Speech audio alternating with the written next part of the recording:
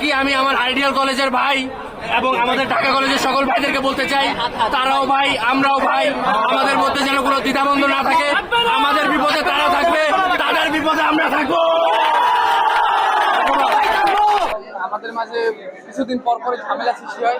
এই ঝামেলাটাতে আমরা চাচ্ছি না, আমরা সবাই মিলেমিশে একসাথে আমাদের উদ্দেশ্য নিয়ে পড়ালেখা করো। আমরা বিভিন্ন আমাদের ভাইরা আছে দূর থেকে আসা বিভিন্ন এই কলেজে ভর্তি হয়। আমাদের মাঝে দুদিন পর পর ঝামেলা হয়। ঝামেলাটা আমরা চাচ্ছি না, আমরা মিলেমিশে একসাথে পড়াশোনা করে দেশের মধ্যে ছড়িয়ে যেতে চাই। ভালো লাগতেছে, খুবই ভালো লাগছে।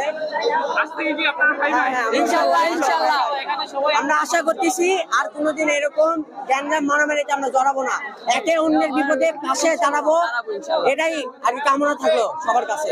ইনশাআল্লাহ ইনশাআল্লাহ ইনশাআল্লাহ না না ভবিষ্যতে এরকম হবে না। আমরা যেভাবে আছি ভাই ভাই হিসাবে থাকবো, এটা আমরা এটা তো আমরা বলতে পারছি না। সেটা ওদের পরীক্ষা চলতেছে, ওরা মেবি চলে গেছে।